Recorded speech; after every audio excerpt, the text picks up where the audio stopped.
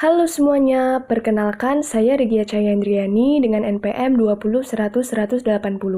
Di video kali ini, saya akan menjelaskan beberapa poin penting mengenai ilmu hukum sebagai ilmu kenyataan bab sosiologi hukum. Selamat menonton! Sosiologi hukum diperkenalkan oleh seorang pakar bernama Anzilotti dari Italia tahun 1882. Ilmu hukum memiliki peran strategis untuk lahirnya sosiologi hukum, sedangkan ilmu sosiologi memiliki peran penting dalam memecahkan berbagai persoalan hukum yang ada di masyarakat. Sosiologi yang berorientasi hukum yaitu bahwa dalam setiap masyarakat selalu ada solidaritas organisasi antara masyarakat modern dan solidaritas mekanis yaitu masyarakat sederhana. Mazhab sejarah, hukum tumbuh dan berkembang bersama-sama dengan masyarakat. Aliran utility, hukum harus bermanfaat bagi masyarakat guna tercapainya kehidupan bahagia. Aliran sociological jurisprudence, hukum yang dibuat harus sesuai dengan hukum yang hidup dalam masyarakat.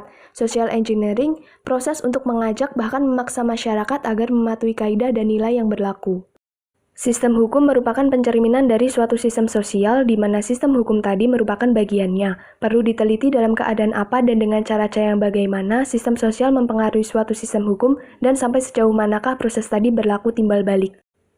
Dengan membandingkan beberapa masyarakat yang berbeda, dapat diadakan penelitian terhadap sistem-sistem hukum yang berlaku dalam masyarakat yang terdiri dari berbagai sistem sosial dengan masing-masing hukumnya. Baik hukum substansif maupun hukum adjektif, semua berisi ketentuan bagaimana manusia akan dapat menjalankan, mempertahankan, serta mengembangkan hak-haknya. Akan tetapi, hukum juga dapat menjadi alat yang ampuh untuk mengendalikan warga atau dapat dijadikan sarana oleh bagian dari masyarakat yang dinamakan penguasa untuk mempertahankan kedudukan sosial politik ekonominya. Ditinjau dari ilmu politik, hukum merupakan suatu sarana dari elit yang memegang kekuasaan dan sedikit banyak dipergunakan sebagai alat untuk mempertahankan kekuasaannya. Baik buruknya suatu kekuasaan tergantung dari bagaimana kekuasaan tersebut digunakan untuk mencapai suatu tujuan yang sudah ditentukan. Untuk itulah diperlukan hukum yang ditetapkan oleh penguasa itu sendiri. Hukum sebagai kaidah atau norma sosial tidak lepas dari nilai-nilai yang berlaku dalam masyarakat.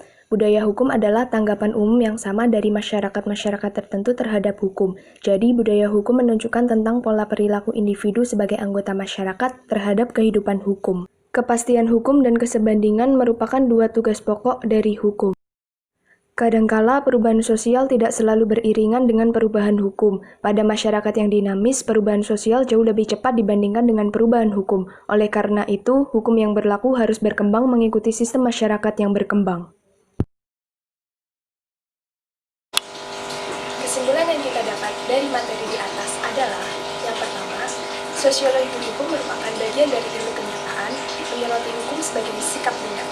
Dengan demikian, sosiologi hukum adalah cabang ilmu pengetahuan yang secara empiris dan analitis mempelajari hubungan timbal balik antara hukum sebagai gejala sosial dengan gejala sosial lainnya. Kesimpulan yang kedua adalah pendekatan yang digunakan dalam sosiologi hukum adalah pendekatan instrumental atau suatu disiplin ilmu teoritis yang mempelajari keteraturan dari suatu fungsi hukum. Tahap ini adalah merupakan tahap penengah dari perkembangan atau pertumbuhan sosiologi hukum dan akan tercapai bila terdapat otonomi dan kemandirian intelektual. Dan kesimpulan yang terakhir adalah sosiologi hukum tidak melakukan penilaian terhadap hukum, akan tetapi perhatiannya adalah hanyalah pemberian penjelasan terhadap objek fenomena hukum yang dipelajari dalam masyarakat.